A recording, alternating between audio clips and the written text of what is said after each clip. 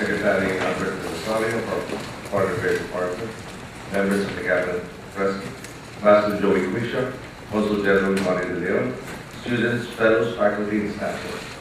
Harvard, or still have it. I'm sorry, I lost the accent 31 years ago. But I still know how to pack the cat. Members of the local community are organizations. As some of you may know, Boston was home to me for about 2.5 years. It was here that my family found warmth in exile during the dark days of the Marcos dictatorship. Harvard, in particular, was a haven for my father, who was one of their visiting fellows during those years. Back then, however, the closest I ever got to entering Harvard was traveling along Massachusetts Avenue. I never even owned a shirt from their souvenir store. Now I'm here talking to you, and I hope that later the organizers who invited me will be patting themselves on the back instead of shaking their heads in this way. As a young man, I was taught that not opposing an oppressive structure was tantamount to perpetuating it. If you recognize a problem and choose not to do anything about it, then you become complicit, and in fact, you even exacerbate it. This reminds me of something that President John F. Kennedy once said, and may I quote, "Other people see things and say, why? But I read things that never were, and I say, why not?" I think the difference being in how people respond to being dissatisfied with the status quo. Anything made by an imperfect being that is man is by nature imperfect as well. The natural course, therefore, is to continue bettering the situation, to continue challenging the status quo, so it can be changed for the better. But sadly, there are those who think that that's the way things are. There's nothing you can do about the status quo. Others, though, think in terms of positive transformation. If things are wrong, why not change it? This refusal to settle for the status quo played a pivotal role many times in the history of my country. It was in 1972 when Ferdinand Marcos, approaching the end of his second and last term, tried to float the idea of being replaced by his wife, Imelda.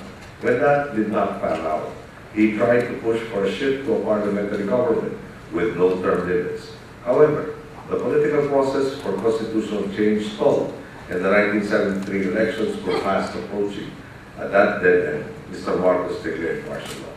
My father, the senator in those days, was perhaps the fiercest fiscalizer of Mr. Marcos, in conformity with the concept of checks and balances in government. For this, he was put on top of Mr. Marcos's order of battle. When martial law was proclaimed, my father was jailed for 7 years and 7 months, for the most part in solitary confinement. He was, however, allowed to leave for the United States to undergo a coronary bypass.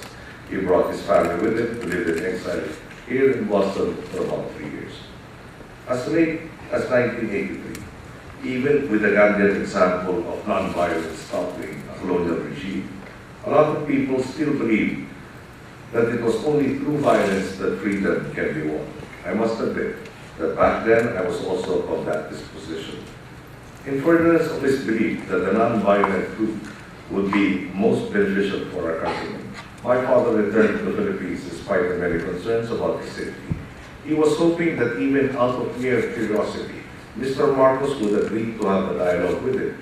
My father hoped to relate to him the true situation of the country, that is, more and more of our people were becoming disillusioned with the dictatorship.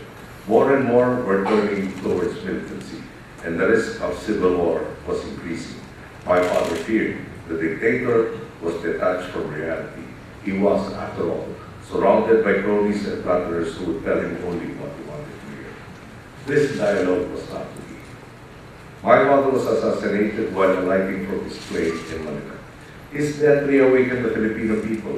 In 3 years, they would bring the dictatorship down in the bloodless EDSA People Power Revolution. How did they do it? Not by settling for and accepting the way things are, but by dreaming and acting on that dream. When people clamored for my mother to lead them, she set down two conditions. First, that the million signatures be gathered in support of her candidacy.